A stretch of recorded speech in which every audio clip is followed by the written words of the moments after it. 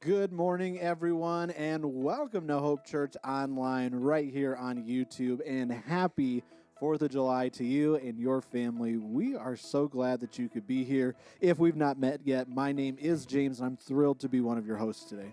Good morning. My name is Casey, and yes, we get to celebrate the 4th of July a couple days early. How cool is that? But before we go on, I have a really important question. Yes. Fireworks today? Ooh, no. I think that's a online-only service treat. Plus, the hot tub did not make it last year, unfortunately. So if you missed that service, you should definitely go check it out. It's called America. Very easy to find. But anyway, there are no fireworks today, but we are planning to have a lot of fun. Our volunteers are decked out in all their 4th of July swag. This building is oozing red, white, and blue. So today's going to be great. Yeah, I love celebrating 4th of July. Hey, James, what are you guys up to for the holiday weekend? Yeah, great question. We're going to be taking the camper out right after services are done today, and we'll be gone in the woods until the 4th, and then we'll be back home so the dogs have their safe place when all the fireworks are going off and all of that. But we're really excited about it. What about you guys? Not a whole lot. Little bit of R&R after a busy month of June. Getting ready for some family coming to visit next weekend, which is super fun. And then speaking of dogs, we have a new puppy. So testing out fireworks for the first time. So staying close to home for sure. Going to be thinking of all the dogs on 4th of July. So we would love to keep talking about 4th of July, but we do have church today. So we want to tell you what you can expect. We have a lot of music planned today. Yeah. So if you're somebody that loves a live music experience, this is going to be a great Sunday for you. We've got a great story video of somebody that goes to church here that we're excited to share with you. And we've got Daniel Part 5. So all in all, this is going to be a great Sunday. We're really glad you could be with us today. Yeah, and we are so glad today to have our chat host with us as well, Jessica. Even though we spend 5 minutes with you before the service and you can catch James at the end, Jessica's with us all Sunday in the chat. So Jessica, share with us what you're up to this weekend, and feel free to share with Jessica what you and your family are doing to celebrate the 4th. Yeah, so as I mentioned a little bit ago, we're going to be talking about Daniel today, and we're really excited because Daniel's been just an incredible series. Yeah. We've been looking at a life of somebody who was living in a culture who did not agree with his core values and his beliefs. And Daniel, I mean, there was a great quote a couple weeks ago by our group's pastor, Zach, that asked this question, is it better to make a point or to make a difference? Yeah, and that really has been good. the entire series, this entire life of Daniel that we've been trying to pull from. So we're really excited to be a part of it. And we've got Pastor Sean taking on Part 5 today. So it's going to be a great Sunday. Yeah, it really is. If you are new, we are so glad you are here today. Our team here is really committed to creating a great experience for you. So we hope that if this is your first Sunday, feel free to say hello in the chat. And we're just so glad that you're spending some time with us. Yeah, and what I love about our online experience is that you get to choose the experience that you'd like to have. So we know a lot of you are hanging out on the boat today or hanging out in the campground. So hello to you. It's so cool that we can be everywhere. Right? Yeah, it's great. But you get to choose that experience. So if you want to just watch service and hang out with each other, that's awesome. But if you want to connect with us and engage with the chat that we have going on, that's also great. And here's a quick tip. If you're watching us on your TV, and you're like, well, I'd love to chat, but the TV doesn't have that feature, just grab your phone, pull up the stream on there, and chat with us there. We'd love to connect with you. And I know Jessica would love to meet you as well. So yeah, and if at any point today you want to learn more or this is your first time, you can drop the word new in the chat. Jessica will reach out to you and have some next steps for how you can connect, as well as a safe place for you to ask those questions that you have about hope, about faith. And depending on those questions, we'd love to connect you with a pastor here that's part of our team to answer your questions and help you find your next step of faith. yeah, and don't forget, Casey, we do have a free gift for everyone that is new. And this is a thank you gift because you're giving us an hour of your time today, and we know how valuable that is. Yeah. So the last thing that we have, because we got about 30 seconds before service starts, we wanted everyone to know is that our Hope Kids team does an incredible job in the room on Sunday mornings. But throughout the week, you can also check out some of the content that they have. You can watch some of the videos at home. Plus, there's great parent cues that have fun activities for you and your kids to check out. And I always hear parents saying, well, it's just nice to watch something that isn't bluey. So That's awesome. But that's it for Casey and I. You guys enjoy. Well, good morning, everyone here and online. Why don't we all stand to our feet? We're going to take a moment this morning, set down whatever else it is that you might be carrying in with you. And as we're here together, everyone can be here and belong here. And let's experience some freedom, some peace, some life, and some joy together as we sing. We worship the God who was. We worship the God who is. We worship the God who evermore will be. He opened the prison doors. He parted the raging sea. My God, He holds the victory. There's joy in the house of the Lord. There's joy in the house of the Lord today. And we won't be quiet. Oh, we shout out your praise. There's joy in the house of the Lord. My God is surely in this place. We won't be quiet. Oh, we shout out your praise.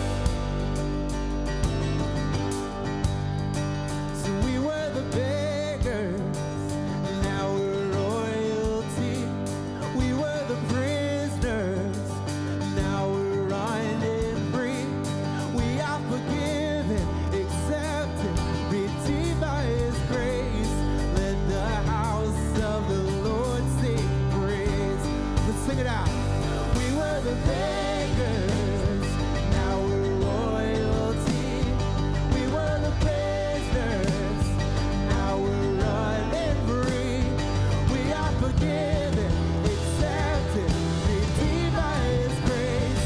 Let the house of the Lord sing praise. There's joy in the house of the Lord. There's joy in the house of the Lord today. And we won't be quiet. Oh, we shout out your praise. There's joy in the house of the Lord. Our God is surely in this place. We won't be quiet. We shout out your praise. There's joy in the house of the Lord. There's joy in the house of the Lord today. And we won't be quiet. No, we shout out your praise. There's joy in the house of the Lord. Our God is surely in this place. We won't be quiet. No, we shout out your praise. No, we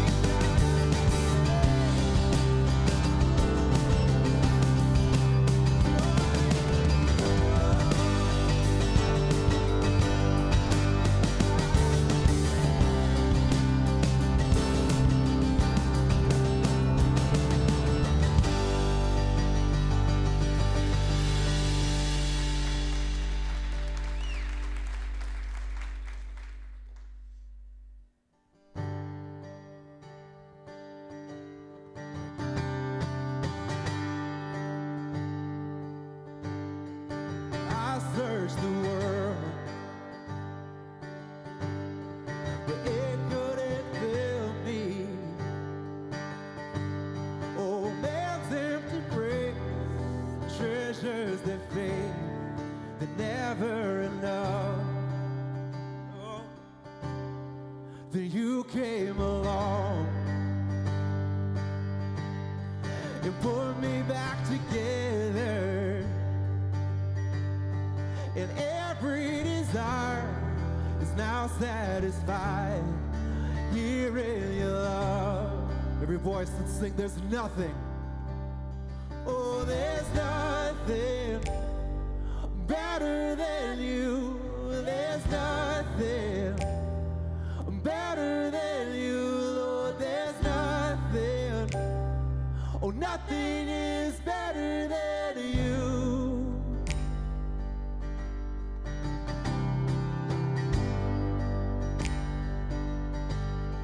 Well, I'm not afraid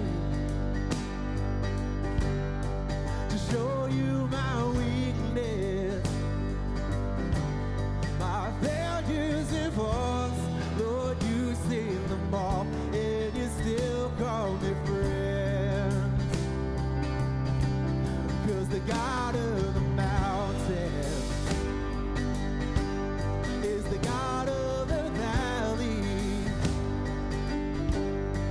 And there's not a place your mercy and grace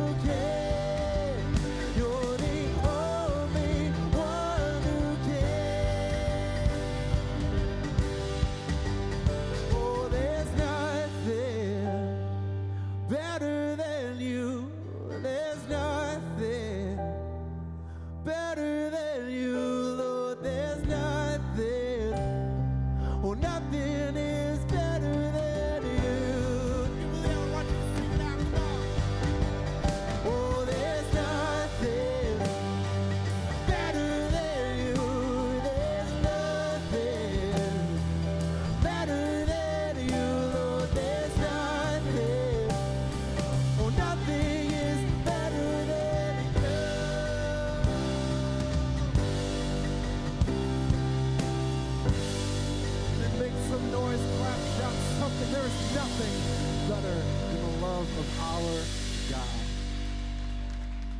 We have an update on some amazing things that are happening here at Hope Church, so why don't you guys take a seat and check out this update. Good morning, everyone, and welcome to Hope Church. Happy 4th of July weekend to you. If you're new to Hope, my name is Jason. I'm the lead pastor on staff, and today I'm going to share an update on what's next at Hope. 3 months ago, our church began a 12-month-long generosity initiative to invest in the next generation and the next location of Hope Church. We're investing in the next generation by adding a 5,200 square foot expansion to our next gen wing. We're going to add a large activity room, a large classroom. We're going to add a volunteer area and some office administrative space for our growing next gen staff here at Hope. And as you can see, the project is well underway. The site work's done, the footings have been poured, the rough plumbing's in. In fact, by the time you watch this update, the concrete slab will likely be poured as well. Everything's on track for us to take occupancy of this expansion by the end of this calendar year, and that is going to allow us to minister to and bless more children in the next generation here at Hope Church. And now that this project is well underway, that allows us to start to put more of our energy toward investing in the next location. Our goal is to target a nearby Wisconsin community where we can open the next location of Hope Church. And after months of research, we're ready to announce the community that we are targeting. This Wednesday night, July 5th at 6 p.m., we're having an all-church meeting right here at the church. Everybody's welcome to attend, and we're going to walk you through the process we've been using to select the next location of Hope, and we're going to announce that location. Now, if you can't be here in the room, no worries. You can watch online, but you do need to register to get the link. You can watch live or on demand if you have that link, so you can get it by stopping by the hub later after the service if you're in the room, or you can click the link in the chat or go online to our website and register there. Now, we're able to make these two huge investments as a church because of your generosity. Thank you to everyone who financially supports the mission and vision of Hope Church, because you're making it possible for us to move forward into what's next. If you'd like to begin supporting our church and supporting these big initiatives, it's easy to financially support our church. For those of us in the room, we have offering drop boxes by each auditorium exit. So if you brought a gift with you today, you can put it in that black box. If you're watching online, you can click the link in the chat. You can always go to our website, hopelakecountry.com/give. Or if you want to grab your cell phone anytime, text the number 84321 and write the dollar amount you want to give, followed by the word next, and you will directly support an investment in the next generation and the next location of Hope Church. Now, as much as I love the progress we're making on these projects, there's something I love even better, and we're going to sing about it right now in this next song. So everyone, stand on your feet, let's get up, and let's sing this next one out loud.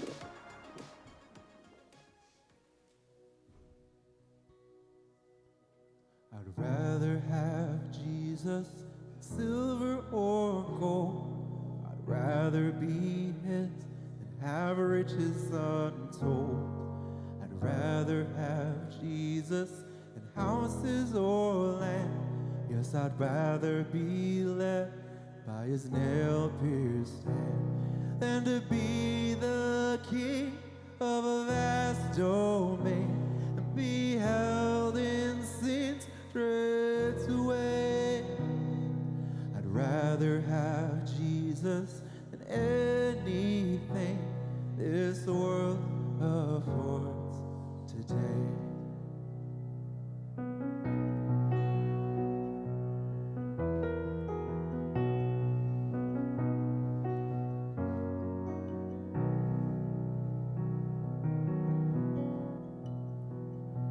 I'd rather have Jesus than worldly applause. I'd rather be faithful to his dear cause. I'd rather have Jesus than worldwide fame. Yes, I'd rather be true to his holy name and to be the king of a vast domain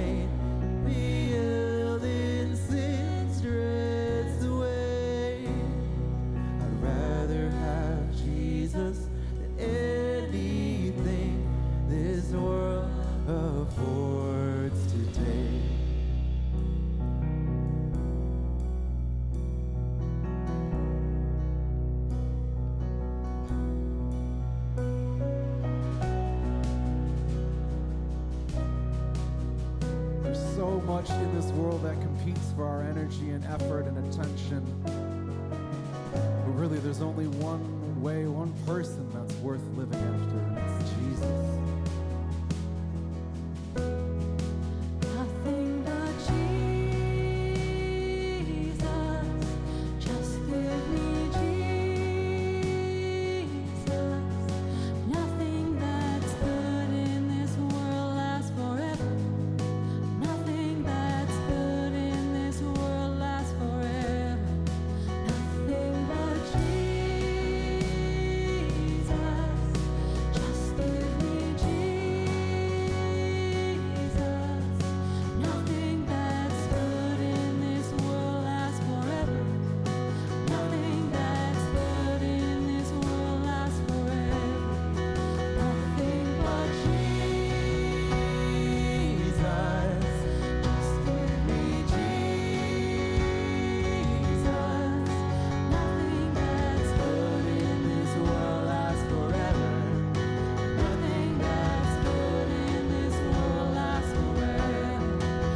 Nothing but Jesus, just give me Jesus. Nothing that's good in this world lasts forever. Nothing that's good in this world lasts forever. Don't wanna be the king of the last glory. The evidence strips away. You're the one I want to build my life on a rock that will not shake. Nothing but Jesus, just give me Jesus. Nothing that's good in this world lasts forever. Nothing that's good in this world lasts forever. Nothing but Jesus, just give me Jesus. Nothing that's good in this world lasts forever. Nothing that's good in this world lasts forever. Nothing but Jesus, just give me Jesus. Nothing that's good in this world lasts forever. Nothing that's good in this world lasts forever. Amen. You can have a seat. Looking around at the world, it's easy to feel defeated or in despair. We aren't the first people to feel this way. Centuries ago, God's people were taken into exile under hostile rulers. Yet God equipped them, not only to survive, but to thrive. Through the book of Daniel, God shows us that when the world is dark, the light of Jesus can shine brightly.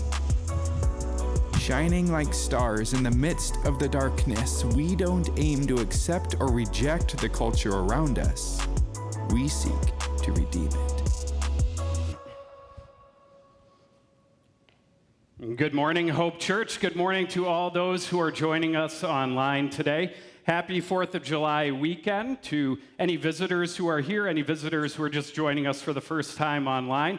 My name's Sean. I'm one of the pastors on staff here at Hope Church, and we are in part 5 of our series on Daniel. And this is a 7-part series, so if you're just joining us for the first time, you don't have to worry because almost every chapter of Daniel is so rich that we could have probably done an entire series just on any of the chapters of Daniel. And so we're in part 5, and if there's something that needs to be caught up or understood from a previous week, I can help you do that. I'll just make the connections and we'll go from there. So as we get into it, I wanted to just start with a little bit of a story about myself that is from my background, kind of about just who I am and where I grew up. So I grew up in the western suburbs of Minnesota, Minneapolis, very similar to kind of here in the Lake Country area, and I was, pretty active, pretty, into sports, pretty ordinary kid. But when I was in my freshman year of high school, it was just phenomenal because I had all kinds of friends who had siblings who were entering their senior year as I was entering into my freshman year, which was like a bonanza of every kind of great party, every kind of activity that you could imagine. Anything that was available was suddenly like right at my doorstep because I knew my friends and their older siblings, their brothers and sisters who were seniors. They, tolerated us, but it was kind of this like really cool in that I had. And if that wasn't good enough or great enough, there was a trio of girls who lived in my neighborhood very close to my house, and they were like the smartest, most popular, attractive girls in the senior class, and they were just right down the road from me. Yeah, seriously. And if that wasn't even good enough, one of them lived next door. And so I can imagine, I think I was in second grade when we moved to that house, but I think to myself, like the real estate agent, we were talking to my parents, and they're like, Tom and Sue, I think you're really gonna like this house and this neighborhood, but one day, your son Sean is really gonna like this house and this neighborhood. So it's like, sold. So it was nice, because this girl lived next to me, and what was amazing was she actually said that she would let me ride with her to school with the other two girls in the neighborhood. I was like, yeah, awesome, perfect. But there was kind of a problem because I had a lot of friends that I had known for a long time, really good friends from elementary school, middle school, who didn't have older brothers and sisters who were going to be seniors.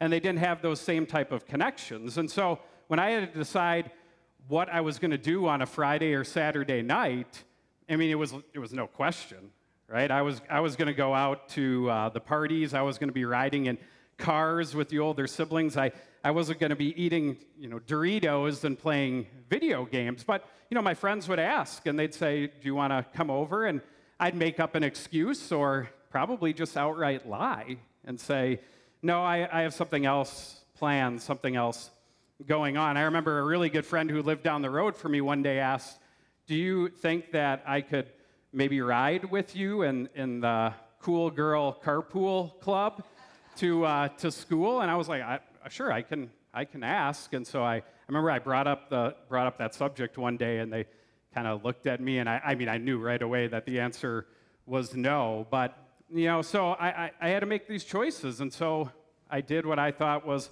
the right thing to do. And I remember as the year went on, and as kind of the first semester turned to second semester, the people who were seniors really started to lose interest in us. I mean, they were talking about college.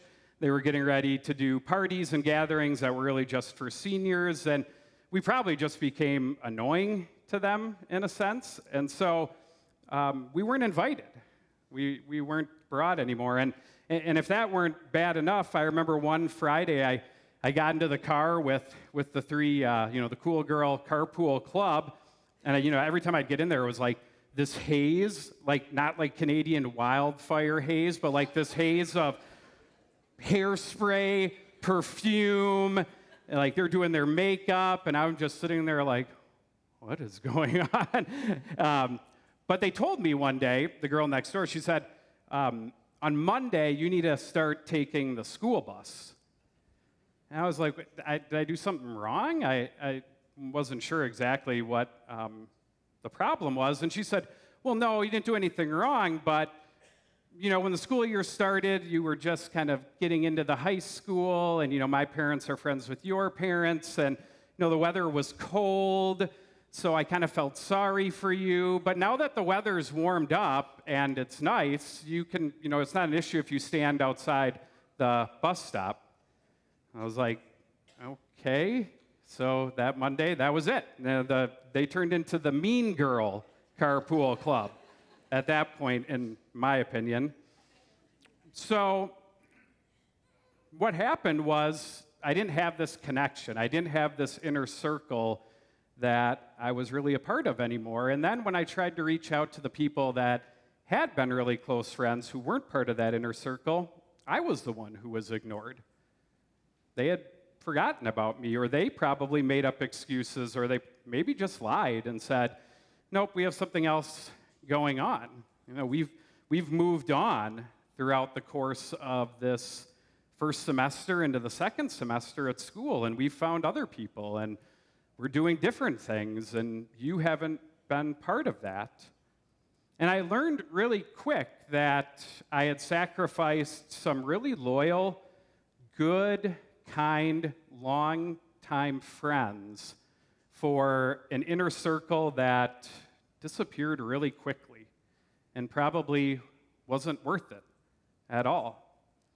And maybe there's people here or people who are watching online who know that feeling, what it's like to want to be in an inner circle, whether that's a professional inner circle, getting into the next level, or maybe it's an inner circle of friends, or maybe it's an inner circle of family. And you're willing to compromise things, or you're willing to do things that maybe you know aren't right in order to join that circle, to get to that level. You know, believe it or not, there can even be inner circles at churches. Shocking, huh? You know, it happens. It's all around us, and we find that once we make it into that inner circle, once we make it to that next level, that we'll do things to keep other people out, because if more people join it, then it's not special anymore.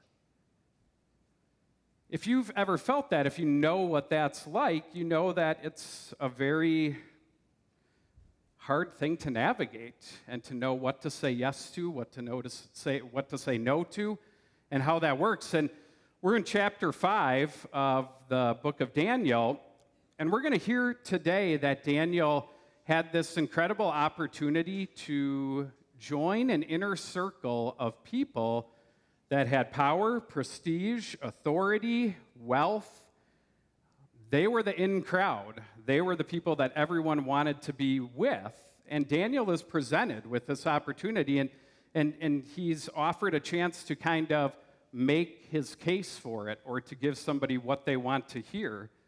And we see how Daniel responds in that situation as he's with a new king, which we'll find out about next. So I'm gonna work through it here. But if you have your message notes, because it's the entire chapter 5 of the book of Daniel, but if you have your message notes, or if you have a Bible app that you enjoy, if I look out and I just see someone looking down with their eyes closed, I'll just assume that you're praying for me for this message. But whatever you find that's helpful for you to follow along, and it'll be on the screen, and we'll go through it. So this is chapter 5. Right off the bat, verse 1, King Belshazzar gave a great banquet for 1,000 of his nobles and drank wine with them. So it's very strange, because at the end of chapter 4 that Pastor Jason did last Sunday, it was King Nebuchadnezzar. Like, King Nebuchadnezzar has been the main king throughout the first 4 chapters of the book of Daniel, and all of a sudden we have this King Belshazzar who has had no introduction. There's no biographical information about him. There's nothing about his line of succession to the throne. But we know a little bit from history that there's a 25-year jump from the end of chapter 4 to the start of chapter 5. And in that time, there's been several short-lived kings of the Babylonian Empire. And King Belshazzar is actually what would be called the king regent. His father is the king, but his father's on this like self-imposed exile. And this is historical stuff. It's not talked about in the chapter, but kind of what we know. So King Belshazzar just jumps on the scene here at the start of chapter 5, and he's throwing this big party with his closest buddies, the nobles, the in crowd. So moving into verse 2. So when Belshazzar was drinking his wine, he gave orders to bring in the gold and silver goblets that Nebuchadnezzar, his father, not really his biological father, more like an ancestor, had taken from the temple in Jerusalem, so that the king and his nobles, his wives and his concubines might drink from them. Let's stop right there. So whether it's 600 BC or 2023, it's never a good idea to have your wives and girlfriends together at the same party. Like, that's just trouble. It's a trouble throughout the entire span of this. So continue on. So they brought in the gold goblets that had been taken from the temple of God in Jerusalem, and the king and his nobles, his wives, and his concubines drank from them. As they drank the wine, they praised the gods of gold and silver, of bronze, iron, wood, and stone. If you remember back in chapter 1 of Daniel, if you don't remember, I'll let you know, and it's something that Pastor Jason has made mention of many times throughout this series, is that the Lord delivered the people of Israel into the hands of the Babylonian Empire. And when that happened, the goblets and the fine articles from the temple were taken and stolen. And so King Belshazzar decides at this moment in this party, like, hey, everybody's having a great time. My wives and girlfriends are here, all my buddies, friends, 1,000 people. If like we took the chairs out, you could easily fit 1,000 people in this auditorium where we are. So everybody's gathered here, and he is essentially showing this incredible display of arrogance, right? And showing off. Like, imagine this is a gold-plated vessel or goblet, to the god of gold or wood and stone. And he's doing these cheers and toasts with the goblets that are important to the people of Israel who they have overthrown. And what's even more incredible that's not known yet, but what we know from history is that there's this huge army of Persian and Medes who have surrounded the city, and they're just waiting to take over. And we have to assume that King Belshazzar is aware of this, and he decides to throw a party and to show off. It's kind of like eat, drink, and be merry, right? For tomorrow we die. And it's just this unusual response, or maybe this air of confidence with his friends, but he's about to find himself very terrified. And if you know the story, it's a great story, you know what's going to happen. So we're going to move on to verse 5.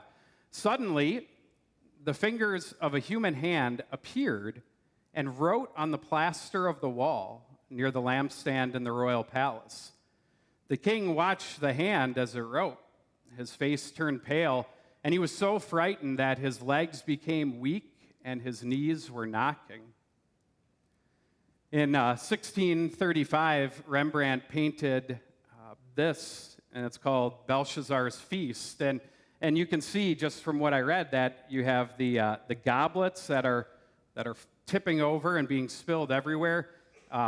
There's some wives, some girlfriends who are there. I kind of like that old guy who's to the left. I think he's thinking like, how many glasses of wine have I had, right? and he's there, and they're seeing the proverbial phrase, right? We know this phrase, the writing on the wall. And King Belshazzar has this terrified look on his face. In fact, some translations even say, instead of like his knees like knocking like that, they say that he lost control of his bodily functions. Is anybody reading that translation here? I didn't think so. But so anyways, he's freaked out. And all these people in this moment of decadence, this party, really this wine drunken celebration, they're just thrown off because the writing is on the wall. And what do we know when we hear that phrase, the writing's on the wall? We know something bad is about to happen. And when you've known it in your own life, you said it's not a surprise. You've known something's about to happen, it's not a surprise. I mean, we know that feeling. All of a sudden, a letter comes from the IRS, or your boss or your spouse says, hey, we need to sit down and have a chat. You know that something's coming. Or a teacher wants to see you after class if you're a student. It's usually not a surprise. It's something that's built up and led to this moment. The writing is on the wall. And that's where we find King Belshazzar at this moment. Verse 7. The king summoned the enchanters, astrologers, and diviners. And then he said to these wise men of Babylon, Whoever reads this writing and tells me what it means will be clothed in purple and have a gold chain placed around his neck, and he will be made the third highest ruler in the kingdom. So who are these people that the king summons? Well, this is the school of the Magi.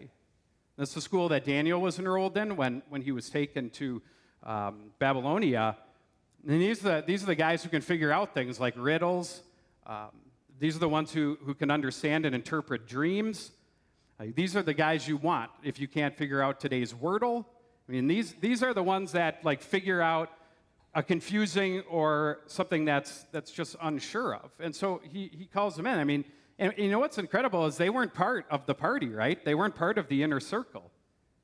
He had to call them in and come and see. And he offers them rewards and privileges, clothed in purple like royalty, and a position of authority as the third highest ruler, a gold chain around their neck.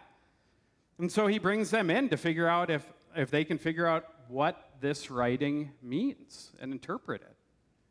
So verses 8 and 9, then all the king's wise men came in, but they could not read the writing or tell the king what it meant. So King Belshazzar became even more terrified, and his face grew more pale. His nobles were baffled. So they're no help to the king, and now the king, he's having a nervous breakdown. He's freaking out. And so going into verse 10, the queen, hearing the voices of the king and his nobles, came into the banquet hall. May the king live forever, she said. Don't be alarmed, don't look so pale. There is a man in your kingdom who has the spirit of the holy gods in him. In the time of your father, his ancestor, he was found to have insight and intelligence and wisdom like that of the gods. Your father, King Nebuchadnezzar, his ancestor, appointed him chief of the magicians, enchanters, astrologers, and diviners.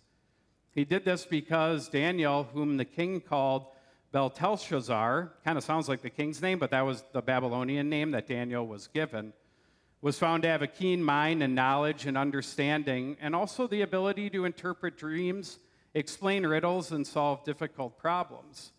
Call for Daniel, and he will tell you what the writing means. So this is probably the queen mother, not King Belshazzar's wife. She's also not at the party. She's not in the in crowd, but I guess you usually don't invite your mom to the party with the wives and girlfriends. I think he knew that. He knew enough to not do that. But she comes in, and she essentially tells the king, like, look, you have the chief of the entire Magi, the head of the school of the Magi. He can come and help you. He can figure out this dream for you. So, verse 13, so Daniel was brought before the king, and the king said to him, are you Daniel, one of the exiles my father the king brought from Judah? It's kind of a little bit mocking, like, are you one of those aliens? Are you one of those exiles that my father brought here? Like, Daniel's been a central figure in the court of the kings of Babylon for quite a long time. Like, he doesn't know who this guy is, but you're going to find out King Belshazzar, he's not the brightest bulb here. So I have heard that the spirit of the gods is in you, and that you have insight, intelligence, and outstanding wisdom. The wise men and enchanters were brought before me to read this writing and tell me what it means, but they could not explain it. Now I have heard that you are able to give interpretations and to solve difficult problems. If you can read this writing and tell me what it means, you will be clothed in purple and have a gold chain placed around your neck, and you will be made the third highest ruler in the kingdom. Well, Daniel wasn't part of the inner circle either. He was brought in the moment of this party when they need his help, but this is his chance. All he's got to do is give the king what he wants, right? He doesn't even have to necessarily tell him the truth about what this writing means, but it's his moment to join something pretty prestigious, the moment to join this inner group of nobles and to be the third highest in the kingdom and to have authority and wealth. And you remember, Daniel has been somebody who's had these moments and opportunities come and go, but this is a new and it's a different king, and it's really his chance to shine. And when you think about moments like that in your life, do you ever wonder, like, this is the chance that I have to join the the upper echelon. All I got to do is give the boss what he or she wants, just tell them what they want to hear. All I have to do is maybe tell it an easy lie or gossip a little about somebody, and I can join this inner circle of friends that I've always wanted. Maybe it's a chance to take a position in your family, kind of move into a higher role with some authority or privilege. It's like this is that key moment for Daniel that he has, like, here is where I could make my mark. Just tell the king what he wants to hear. Verse 17. Then Daniel answered the king, "You may keep your gifts for yourself and give your rewards to someone else. Nevertheless, I will read the writing for the king and tell him what it means." "No thanks, king. You can keep those incentives to yourself. They don't interest me." I mean, Daniel, from everything we've read for these first 5 chapters, he's motivated by his faithfulness in God. Material and financial gain and rewards don't entice him. They're not alluring to him. And if you remember from what Pastor Jason said right at the beginning when we started the series, like, there's certain currents that Daniel's willing to wade into. Like, I'll get into this current and it'll take me down this road, and that's okay. I can do that. I can live within this culture, this society. And there's other currents where he says, no, I'm not going to do that. And it's at this moment where Daniel essentially tells King Belshazzar, like, my spiritual gifts can't be bought, nor can God's faithful people be bought. We're not for sale.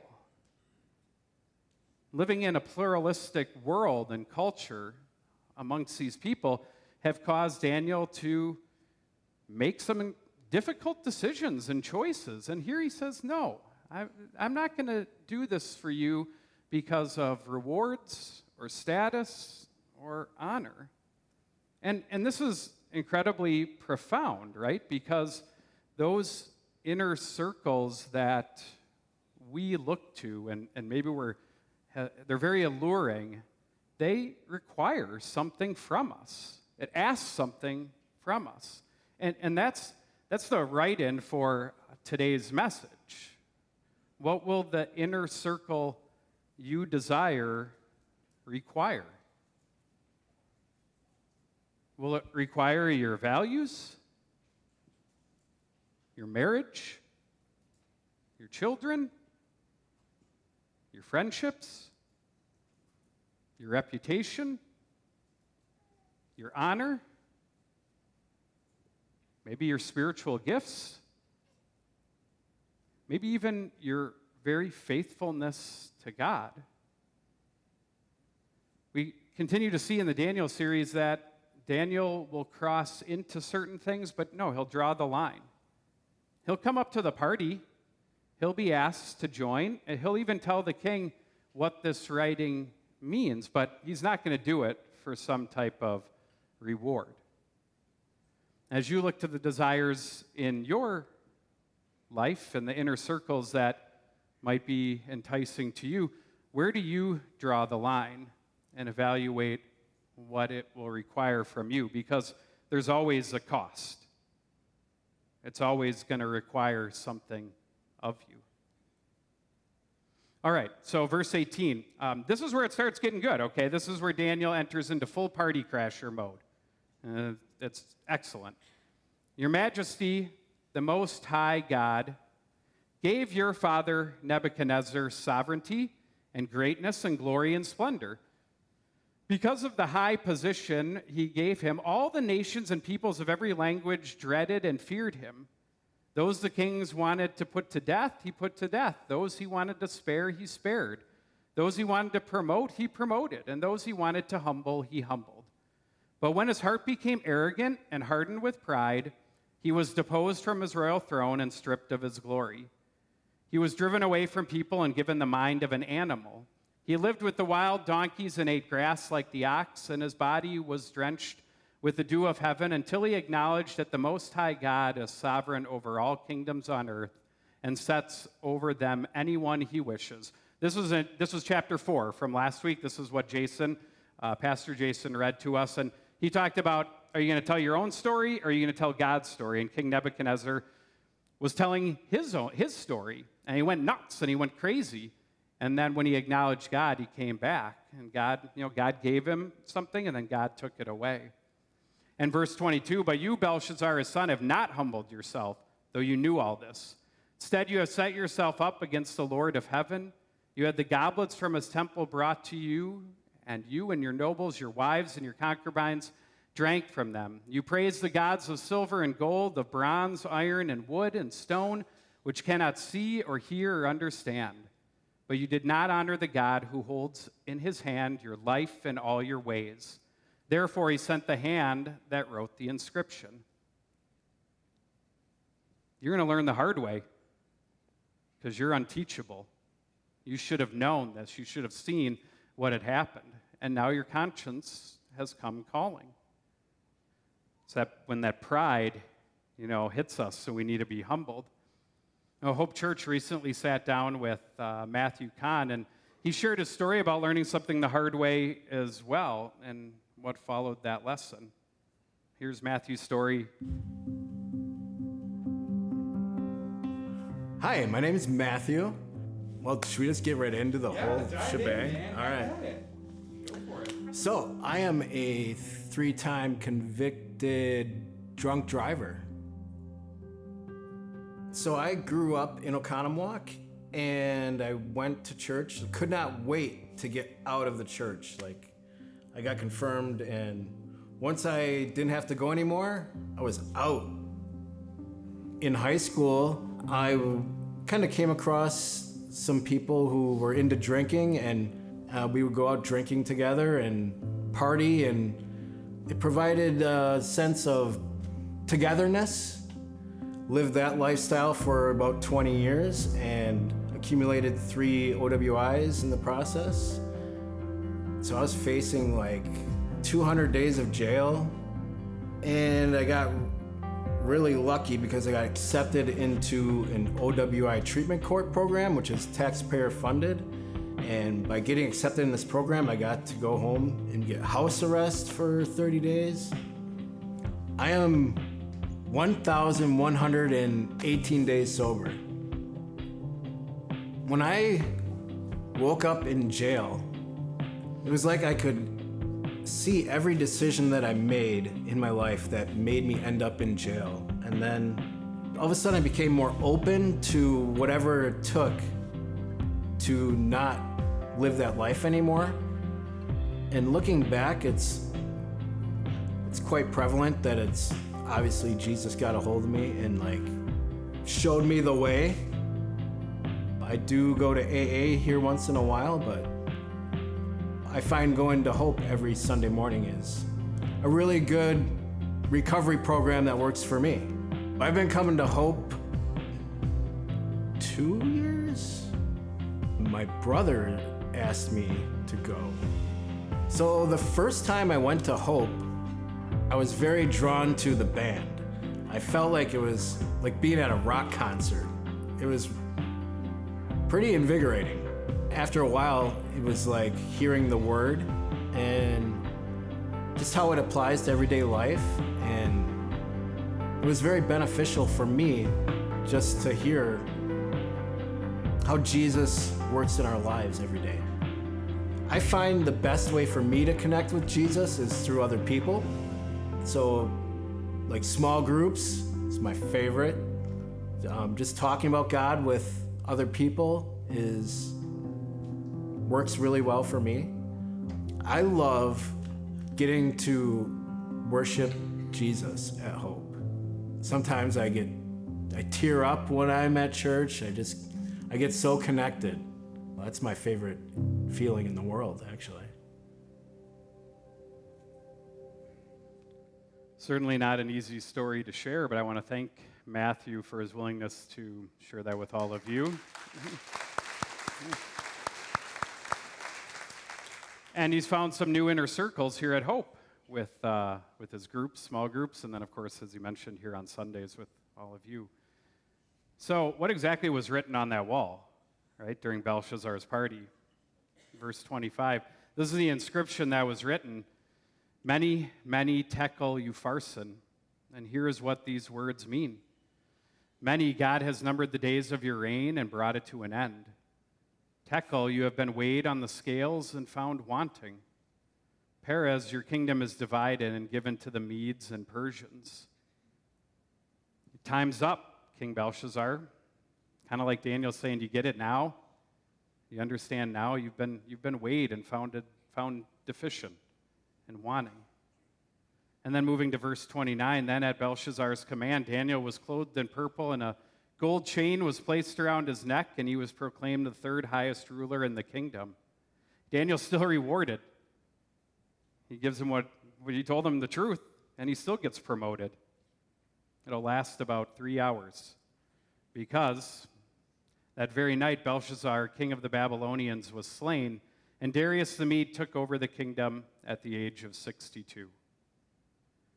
So I think what this shows us is that worldly inner circles are short-lived. They don't last. Certainly was the case for King Belshazzar. But if there's kind of a theme, something that we get out of this because we're followers of Jesus, and we know that there's a connection to the good news, is that you look at King Belshazzar and Jesus, you find that Jesus was also in a moment of being surrounded, right, by his enemies. He had a moment of whether he could hold on to his power, throw a party, shine, do what he needed to do, but he didn't do that, right? He let go of his power.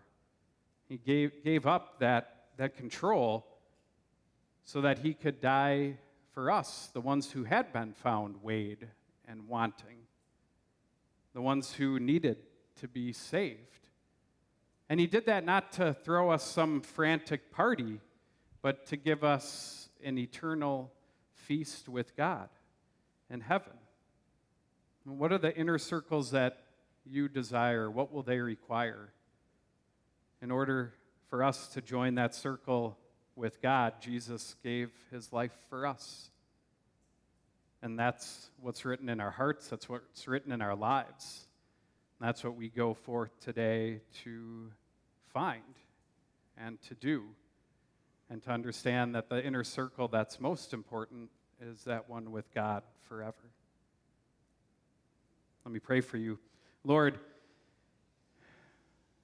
thank you for showing us the inner circles in life that can be dangerous, those that can lead us astray, and for sending your son Jesus to provide a better way, and to understand that the only circle that matters is with you in the kingdom of heaven. We thank you for this chance to continue to learn about Daniel and the life that he lived, and to provide us wisdom in our lives. Pray for all those who are here, those who are watching online. Pray for all those who are visiting, for safe return home. Thank you for giving us the joy of this place, and for those around us who care for us. We make this prayer through your Son, Jesus, who is Lord forever and ever. Amen.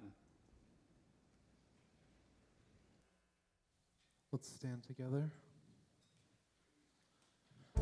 Best thing about God's inner circle is that it's open to anyone and everyone, and everything that he is offered to us. Let's sing.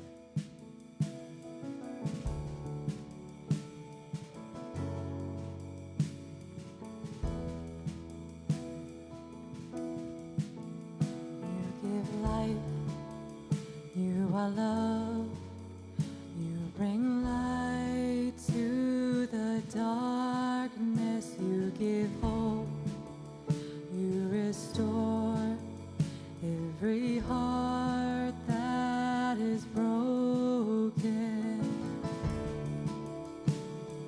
Great are you, Lord. It's your breath in our lungs, so we pour out our praise, pour out our praise. It's your breath in our lungs, so we pour out our praise,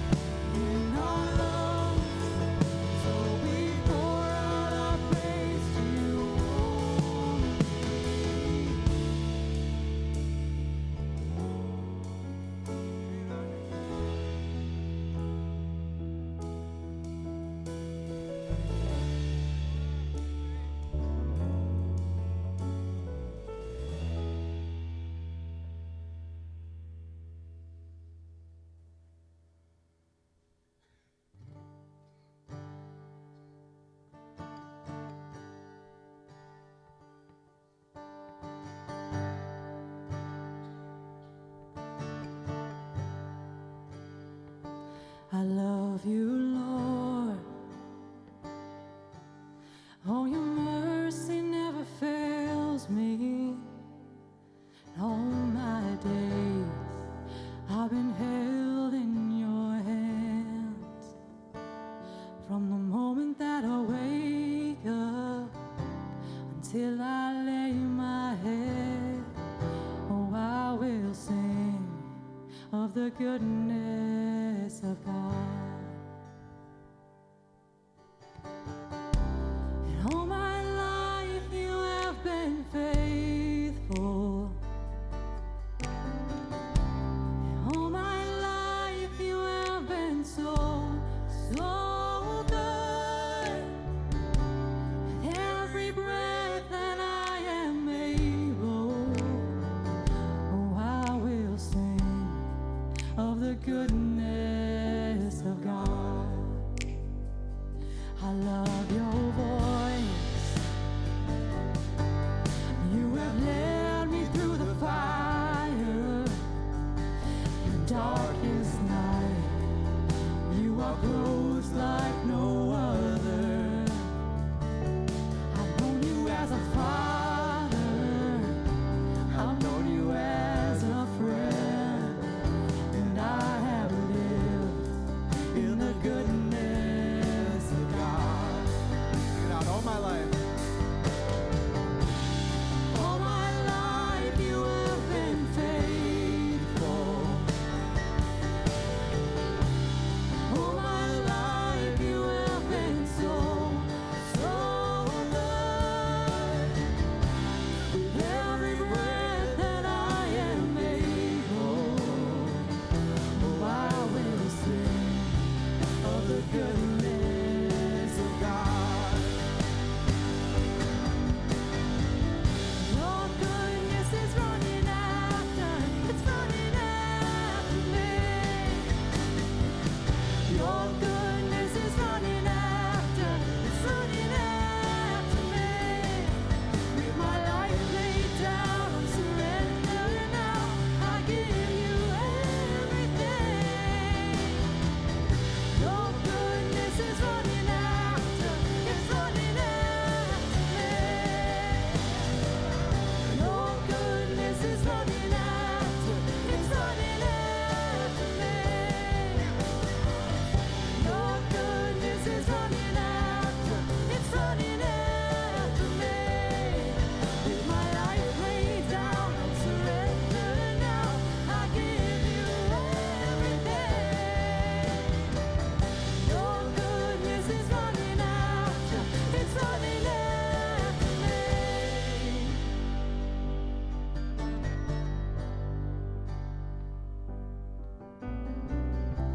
And all my life you have been faithful. And all my life you have been so, so good. With every breath that I am able, oh, I will sing of the goodness of God.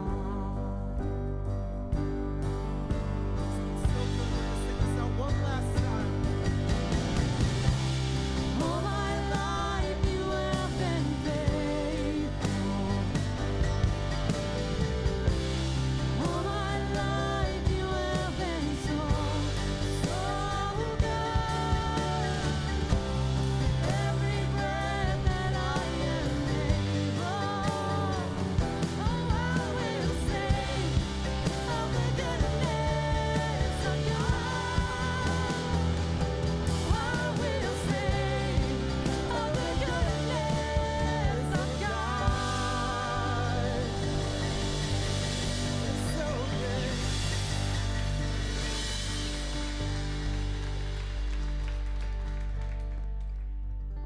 Amen. Thank you so much for taking some time in your weekend and spending it here. If you need prayer for anything today, there would be some people who would love to pray with you at the left of the stage as we leave, or you can type prayer in the chat. But otherwise, go forth and be safe and have a happy 4th of July weekend. We'll see you back next week.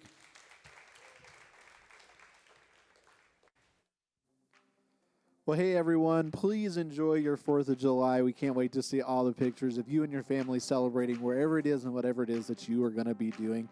If you're interested in joining us for that all-church meeting, be sure to click the link in the chat. That way you can watch either during the live stream or on demand anytime. And if you're new to the channel and you're like, wow, I'm not sure if I'm ready to dive that far into Hope Church, but I want some information about what's happening here, click the link down in the description titled Newsletter. That way you get signed up for our digital newsletter that we send out every Thursday. But that is it for me. Thank you again for joining us here at Hope Church. Have a happy 4th, and we'll see you next week for Daniel Part 6.